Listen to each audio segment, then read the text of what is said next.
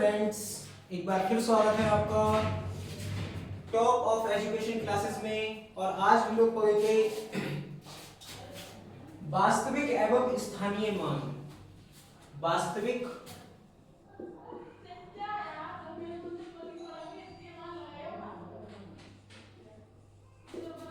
एवं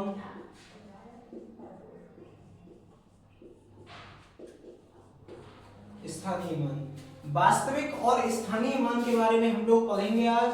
और face value and place value इसको बोलते हैं इंग्लिश में। अब इसको शुरू करने से पहले एक बात सुन लीजिए कि स्थानीय मान क्या होता है।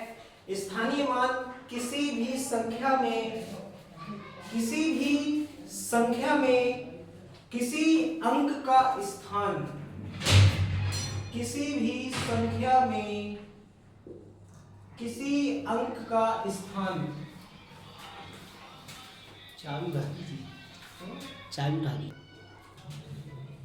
स्थानीय मान किसी भी बड़ी से बड़ी संख्या या किसी भी छोटी से छोटी संख्या में किसी भी अंक की क्या जगह है या फिर किस जगह पे वो अंक लिखा गया है। एग्जाम्पल के लिए अगर हम लेते हैं तो इस संख्या में अगर मैं पूछूं कि 2 का स्थानीय मान क्या है, अगर मैं पूछूं कि 2 का स्थानीय मान निकालिए, तो 2 का स्थानीय मान निकालने के लिए आप दाहिने तरफ से संख्या में काउंट करना शुरू कर दीजिए और देखिए कि 2 किस स्थान पर है, इकाई, दहाई और सैकड़ा। ठीक है, तो हम बोल सकते हैं कि 2 का स्थानीय मान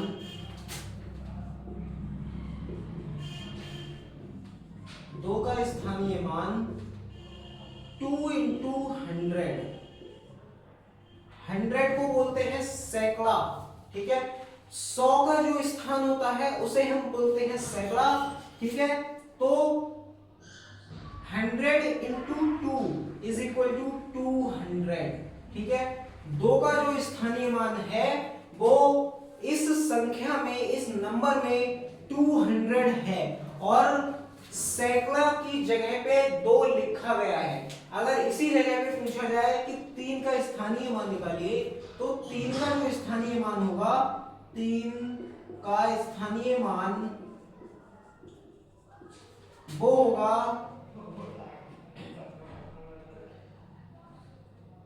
3 into 1000 is equal to 3000। ठीक है, अब ऐसे ही आगे लिखना शुरू करेंगे।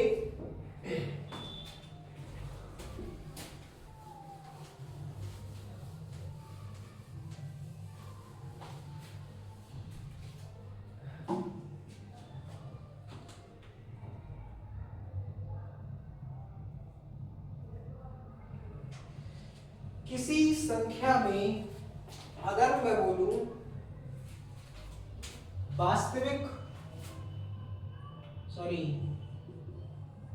बात अगर की जाए स्थानीय मान की, तो हम इसको इस तरीके से लिखेंगे।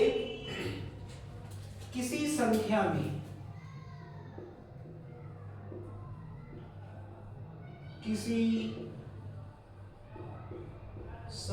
में जिस अंक का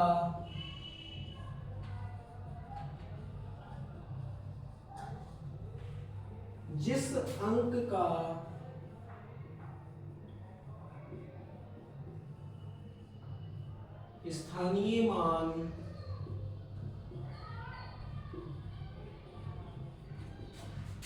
निकाल रहे हैं, उस अंक को लिखते हैं। उस अंक को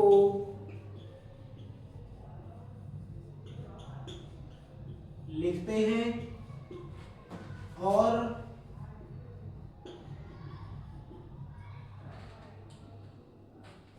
उसके बाद सबसे पहले जिस संख्या का स्थानीय मान निकाल रहे हैं उस अंक को लिखेंगे और उस अंक के बाद जिस स्थान पर जिस स्थान पर वह अंक होता है, जिस स्थान पर वह अंक होता है उतने जीरो लिख देते हैं।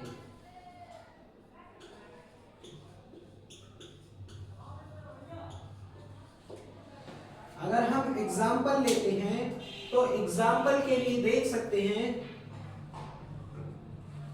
एग्जाम्पल अगर हम ले तो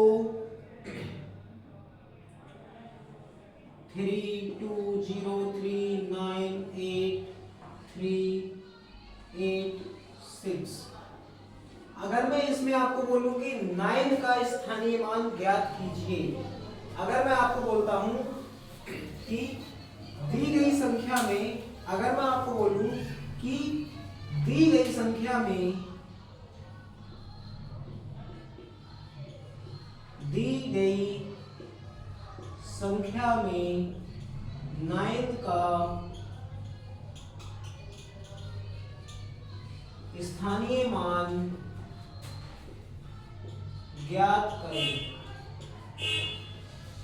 अगर दी गई संख्या में 9 का स्थानीय मान निकालने के लिए बोल दिया जाए तो क्या करना है कि सबसे पहले 9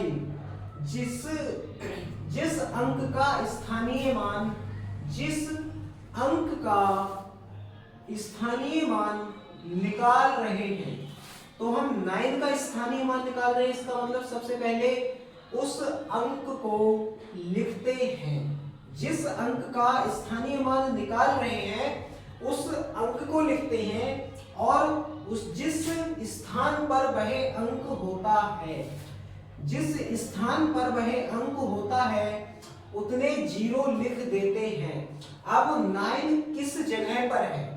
9 जो है इकाई, दहाई, सैकड़ा, हजार और 10,000, मतलब कि 9 के पीछे 4 अंक लिखे हुए हैं तो उतने जीरो लिख देते हैं। ठीक है, तो 9 के बाद 4 जीरो लिख देते हैं। ठीक है, इससे पता चलता है कि जो दी गई संख्या में जो 9 का स्थानीय मान है वो 10,000 वाले स्थान पर है। ठीक है, तो इससे पता ये चलता है कि 9 का जो स्थानीय मान है दी गई संख्या में वो 10,000 वाली जगह पर है। ठीक है, अब इसके अपोजिट वास्तविक संख्याएं क्या होती है उसको लिखेंगे। एक बार लिख लीजिए सभी या स्क्रीनशॉट कर लीजिए।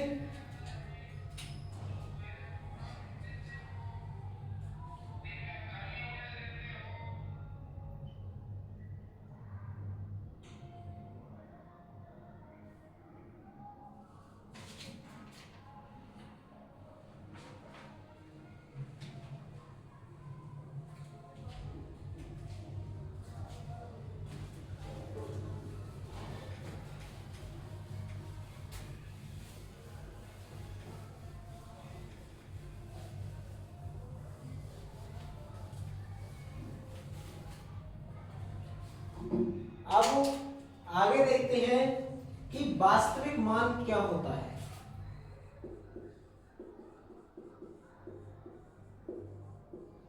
वास्तविक मान यानी कि फेस वैल्यू। वास्तविक मान क्या होता है? किसी संख्या में जिस अंक का वास्तविक मान पूछा गया है वो अंक ही उस संख्या का वास्तविक मान होता है। अगर जैसे मैं एग्जांपल के लिए आपको बताऊं, दी गई संख्या 93708 में अगर मैं आपको बोलूं कि 3 का वास्तविक मान ज्ञात कीजिए, दी गई संख्या में 3 का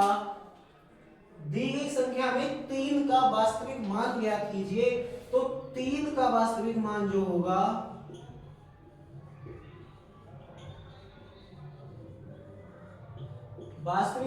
होगा वो 3 ही होगा। वास्तविक मीन्स एक्चुअल में जो संख्या में मान पूछा गया है किसी अंक का, उस संख्या का मान वही रहता है एक्चुअल में। ठीक है, वास्तविक मीन्स ये होता है कि सीरियसली रियल में जो संख्या में जिस अंक का वास्तविक मान पूछा गया है वो वही संख्या रहती है, कोई चेंजेस नहीं होता है। ठीक है, तो आगे इसको लिखेंगे कैसे, आगे इसको लिखना शुरू करेंगे कि किसी संख्या में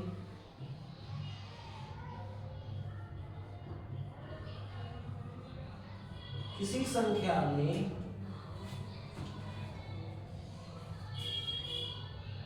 किसी अंक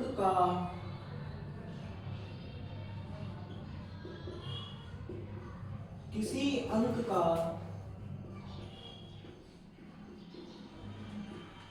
वास्तविक मान वही अंक रहता है,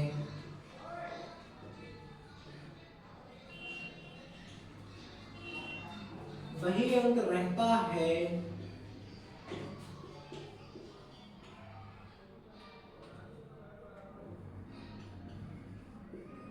जिसका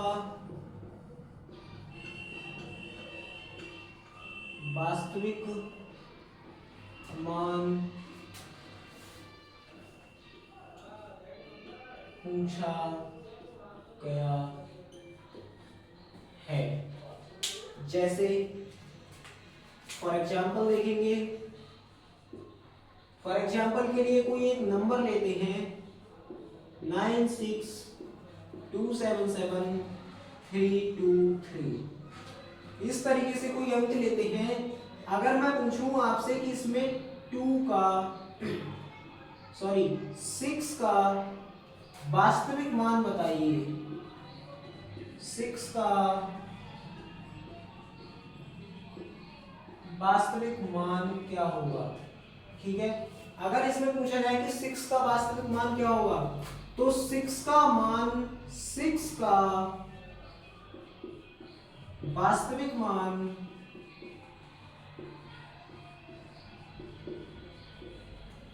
वही रहेगा, 6 का वास्तविक मान 6 ही होगा। ठीक है, जिस संख्या में अगर किसी अंक का वास्तविक मान पूछा गया है तो उस संख्या में उस अंक का वास्तविक मान वही रहेगा जिस अंक का पूछा गया है। जैसे संख्या 96277323 में 6 का वास्तविक मान पूछा गया है तो 6 का वास्तविक मान 6 ही होगा। ठीक है, पॉइंट टू बी नोटेड।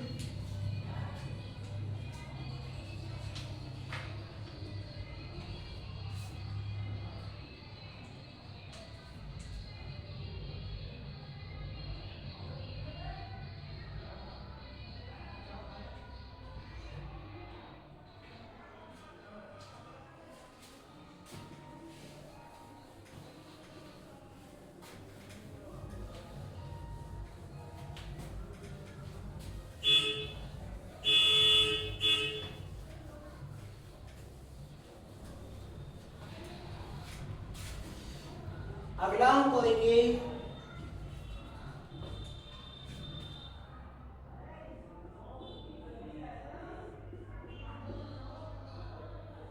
लघुत्तम समापवर्त और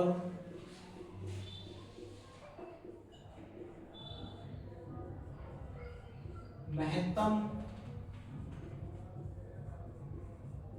समापवर्तक। ठीक है, लघुत्तम समापवर्त और महत्तम समापवर्त। लघुत्तम समापवर्त मींस LCM और महत्तम समापवर्त मींस HCF। ठीक है, लीस्ट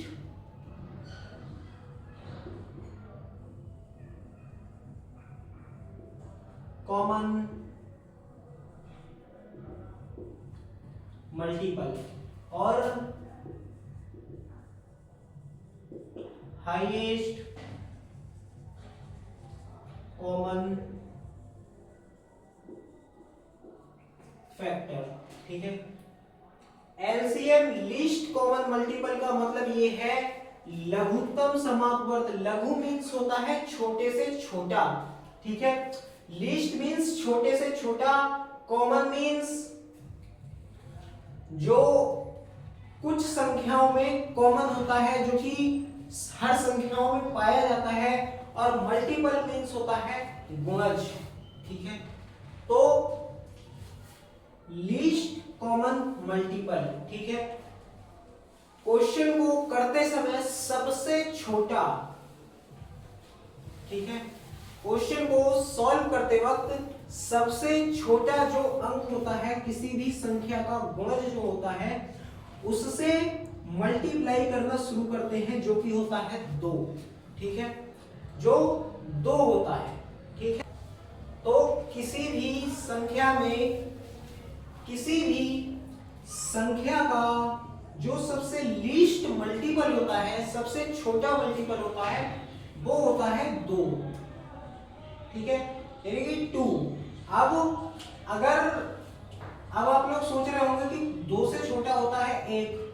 ठीक है, तो अगर किसी संख्या की हम 1 से गुणा करते हैं तो संख्या सेम रहती है, उसमें कोई चेंजेस नहीं आता है। ठीक है, लेकिन अगर 2 से हम इसकी गुणा करेंगे,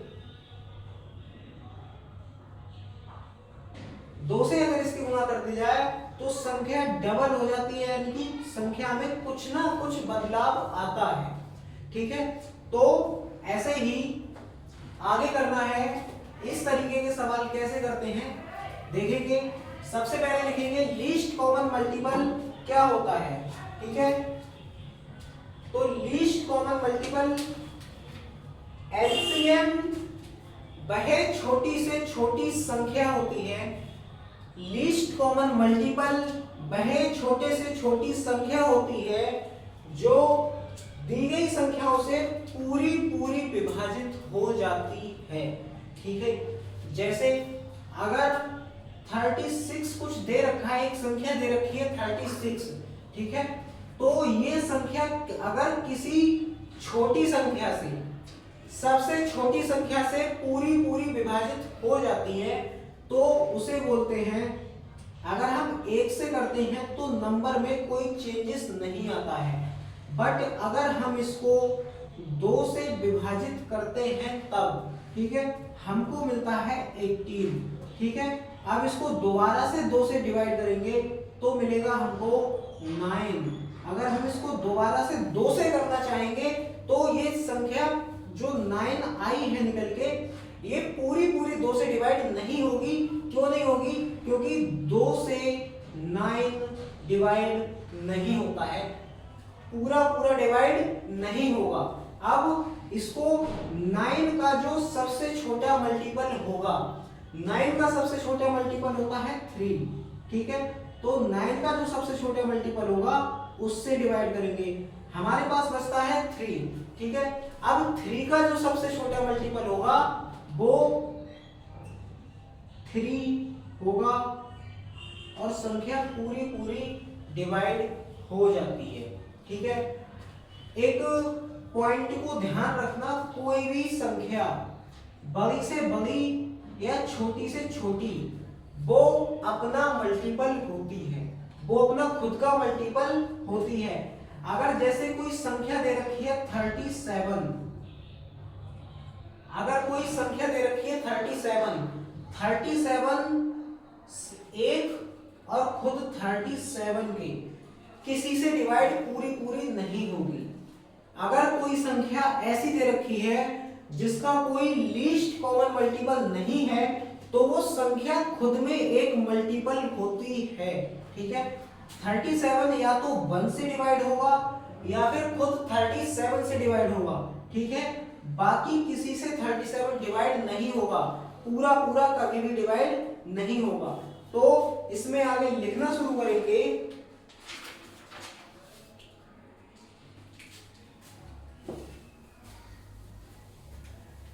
एलसीएम वह छोटी से छोटी संख्या होती है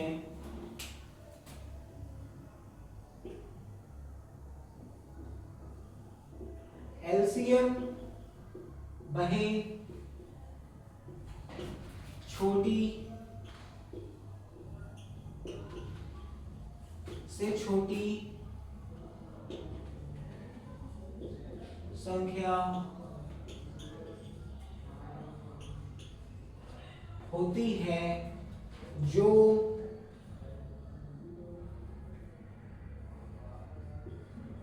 जो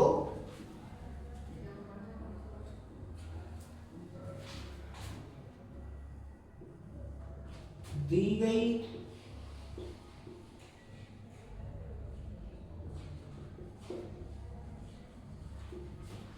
संख्याओं से पूर्णतः विभाजित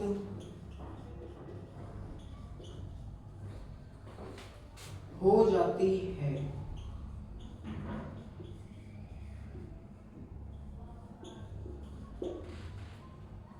ठीक है, अब एग्जाम्पल लेते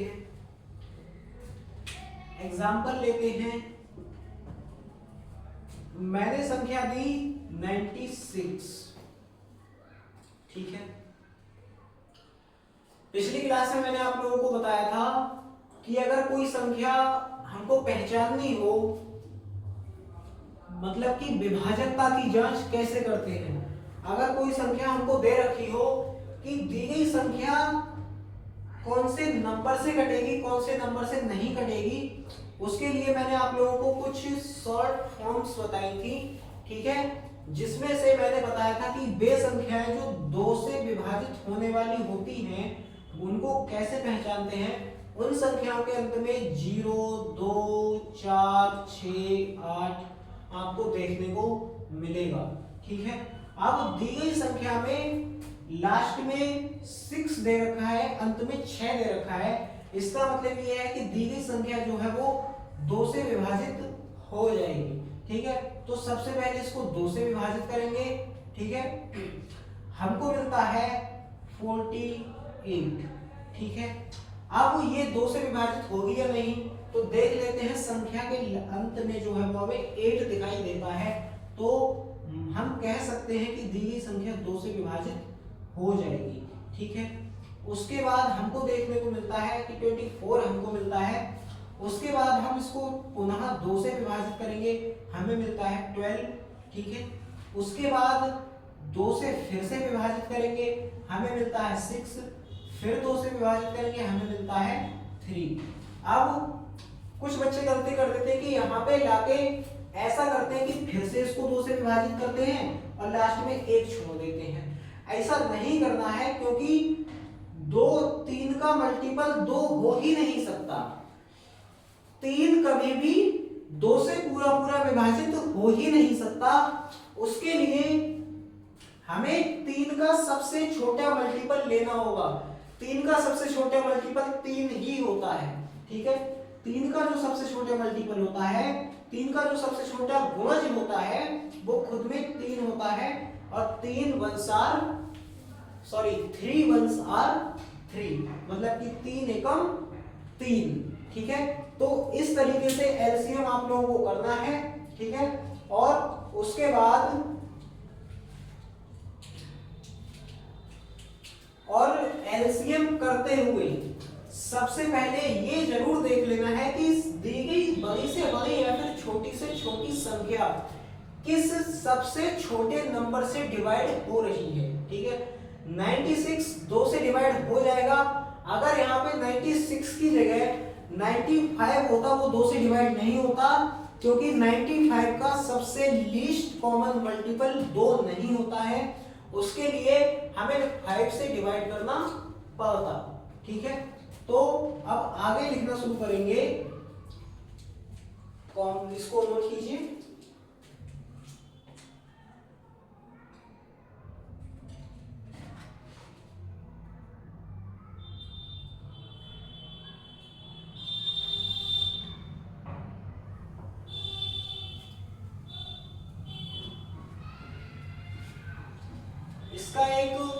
सेकेंड एग्जाम्पल अगर हम लोग देखें तो इस तरीके से आता है। अगर मैं कहूँ 24, 36 और 48 का एलसीएम ज्ञात कीजिए, ठीक है।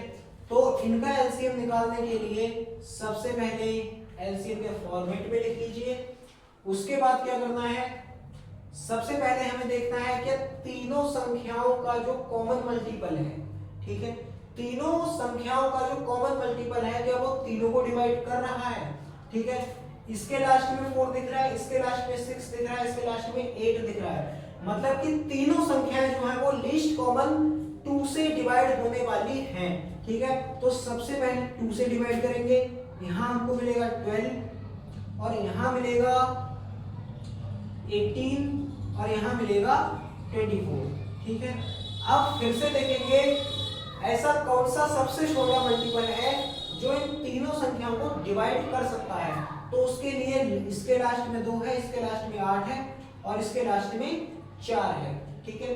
तो 2, 8, 4 तीनों के तीनों मल्टीपल ऐसे हैं जो कि 2 से डिवाइडेड हैं। इसका मतलब ये कि पूरा नंबर भी 2 से डिवाइडेड होगा, ठीक है। तो यहां हमको मिलता है 6, यहां मिलता है 9 और यहां मिलता है 12, ठीक है। अब हम देखेंगे 6 तो 2 से डिविजिबल है, 9 नहीं है और 12 भी है। तो सबसे पहले लीस्ट कॉमन को कंप्लीट करते हैं, ठीक है।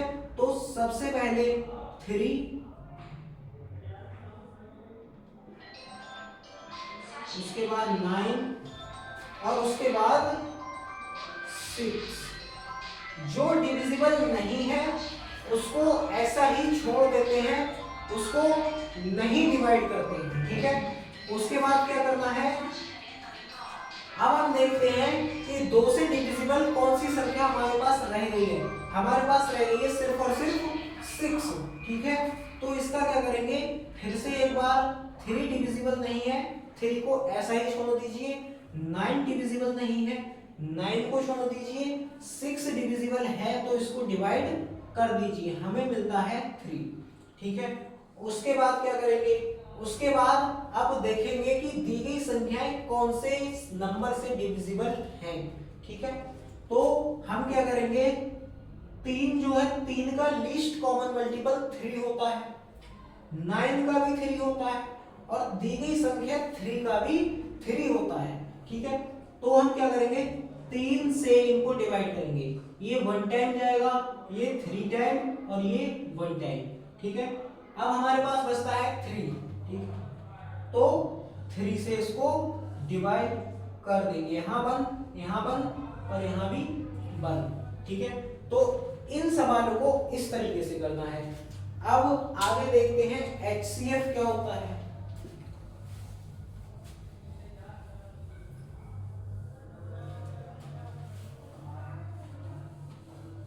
Highest common factor. HCF वह बड़ी से बड़ी संख्या होती है जो दी गई संख्याओं को पूरा पूरा विभाजित कर देती है। HCF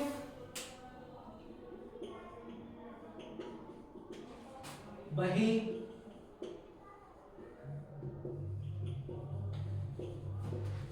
बड़ी से बड़ी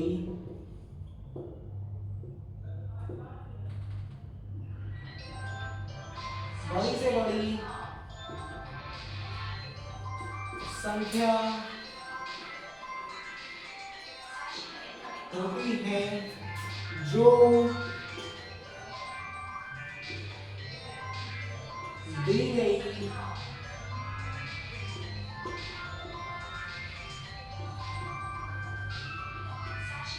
संख्याओं से पूर्णतया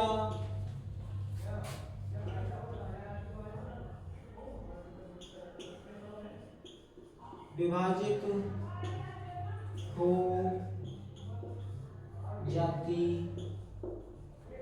है, ठीक है।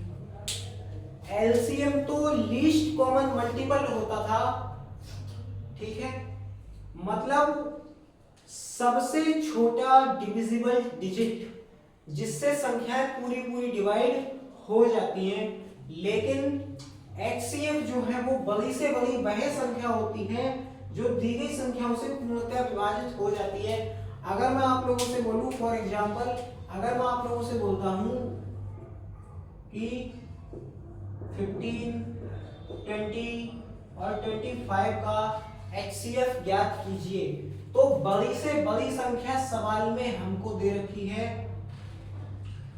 25, ठीक है, और संख्याओं से पूर्णतः विभाजित हो जाती है, ठीक है। तो हम क्या करते हैं कि 15 संख्या लेते हैं, डिवाइड करते हैं, हमें मिलता है 1, और हम क्या करते हैं, कैरी हमारे पास बचता है 5, ठीक है। अब जब 5 बच गया है, इस 5 से 15 को डिवाइड करेंगे, हमें मिलता है यहां 15, ठीक है। उसके बाद इस 20 से 25 को डिवाइड करेंगे, ठीक है, 1 टाइम 20, और फिर क्या मिलता है 5, फिर इस 5 से 20 को डिवाइड करेंगे, फिर हमें मिलता है 4, ठीक है। तो HCF बड़ी से बड़ी वह संख्या होती है जो दी गई संख्या को पूर्णतः विभाजित कर देती है, ठीक है। जो दी गई संख्याओं को पूर्णतः विभाजित कर देती है उसे हम HCF कहते हैं, ठीक है। अब कुछ शॉर्ट नोट्स हैं, उनको नोट कीजिएगा। सबसे पहले एलसीएम के लिए लिखेंगे,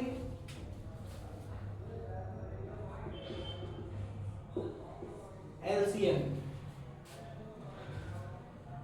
कोई भी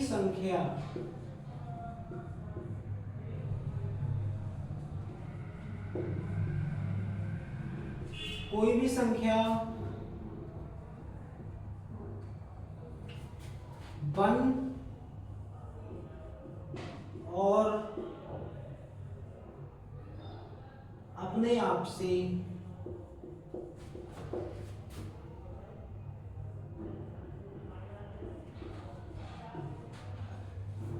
विभाजित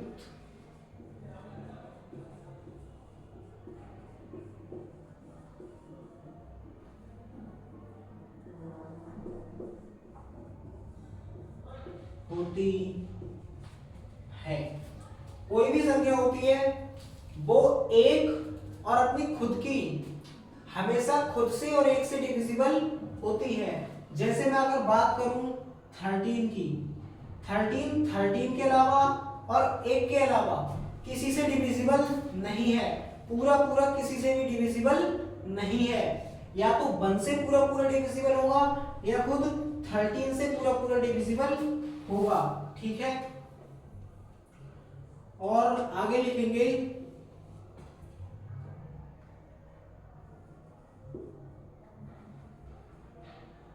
हर एक संख्या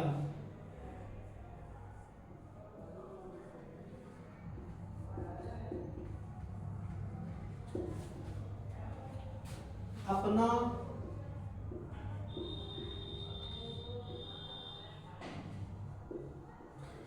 गुणज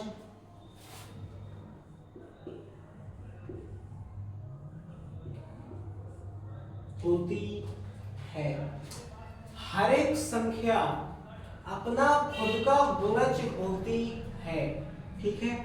ये एलसीएम के लिए। आगे लिखेंगे एचसीएफ के लिए।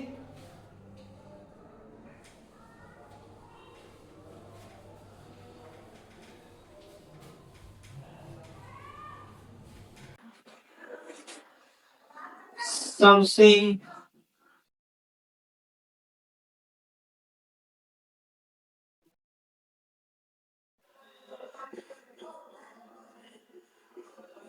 सर्वगुणज। ठीक है, सबसे छोटा जो सर्वगुणज होता है, ठीक है, वो कैसे पता करेंगे? तो सबसे छोटा सर्वगुणज पता करने के लिए दी गई संख्याओं का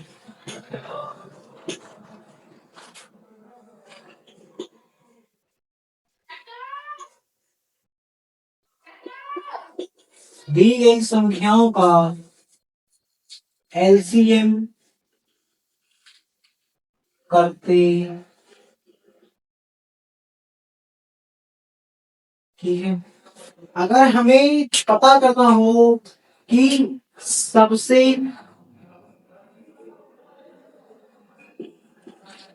बड़ा सर्वगुणज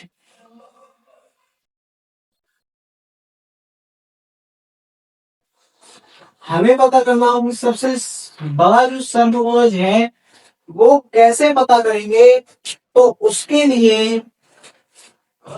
लिए दी गई संख्याओं का दी गई संख्याओं का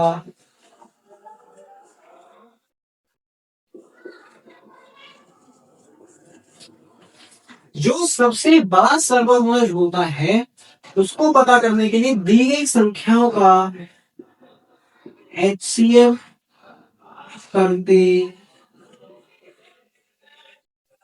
हैं, ठीक है। सबसे बड़ा सर्वगुणज पता करने के लिए संख्याओं का एचसीएफ करते हैं और सबसे छोटा सर्वगुणज पता करने के लिए दी गई संख्याओं का एलसीएम करते हैं, ठीक है। अगर आती है कि गुणनखंडों की संख्या, उनका सर्वगुणज कैसे पता करेंगे? जैसे गुणनखंडों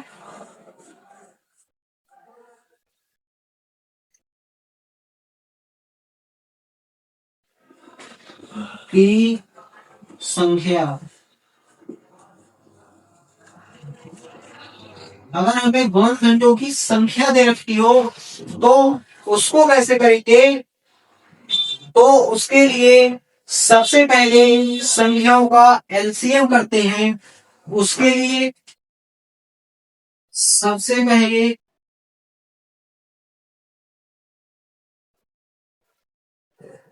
सबसे पहले संख्याओं का एलसीएम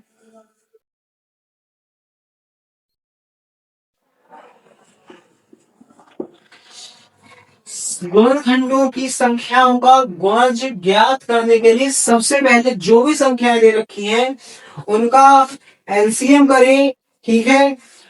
जैसे कि अगर मैं एग्जाम्पल के लिए लूं, फॉर एग्जाम्पल अगर एग्जाम्पल के लिए लेते हैं संख्या, अगर कोई 105 दे रखी है, अगर इनके गुणनखंडों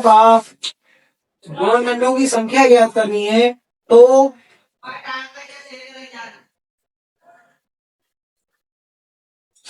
सबसे पहले जो दे रखा है उसको सॉल्व करो। सबसे पहले संख्याओं का एलसीएम करते हैं, तो सबसे पहले 105 का आप एलसीएम करें, ठीक है। उसके बाद क्या करना है कि एलसीएम आपका जो भी आएगा 105 का जब एलसीएम करेंगे तो मैंने बताया था कि 5 से डिविजिबल होने वाली संख्याओं के लिए कुछ शॉर्ट टिप्स बताए थे कि जिन संख्याओं के आखिर में 0 और 5 आता है वो संख्या 5 से पूर्णतः विभाजित होती हैं, तो 5 से विभाजित कर दो, ठीक है। उसके बाद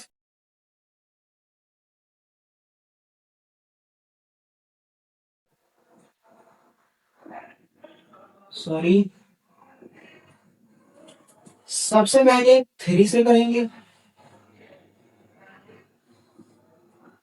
उसके बाद 5 से, और 7 जो है वो खुद से डिविजिबल है या फिर 1 से डिविजिबल है, वो किसी और से डिविजिबल नहीं है। ठीक है, उसके बाद हमें मिलता है 5 इंटू सॉरी 3 इंटू 5 इंटू 7 है। 3 इंटू 5 इंटू 7 के बाद में हमें ये करना है, जो संख्या जितनी बार आई है उसको उतनी बार लिखेंगे। 3 5 7। ठीक है, जो संख्या जितनी बार आई है उसको उतनी बार लिख लेंगे। ठीक है,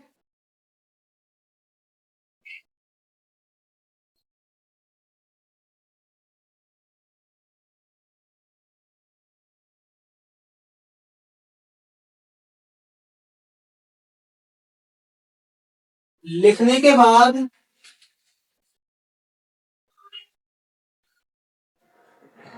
एक एक पावर जोड़ देते हैं। ठीक है, उसके बाद 1 + 1 इंटू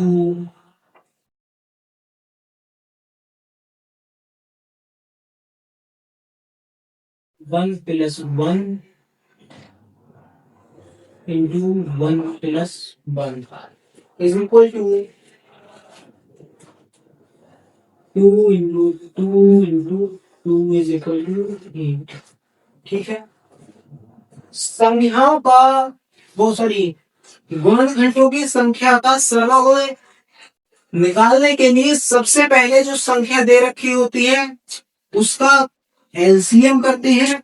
उदाहरण के लिए अगर हम एग्जांपल भी ले लेते हैं, संख्या 105 अगर हमने ली है तो उसका पहले एलसीएम करेंगे। एलसीएम निकाल लिया, उसमें पावर जोड़ लेते हैं। जो संख्या जितनी बार होती है उतनी बार लिखते हैं और जो पावर है उसको आपस में जोड़ देते हैं। ठीक है, और उसके बाद पावर को आपस में जोड़ देते हैं, गुणा कर देते होंगे आपस में, और जो आता है वो होता है गुणनखंडों का सरवागुण। ठीक है, आज के लिए इतना ही।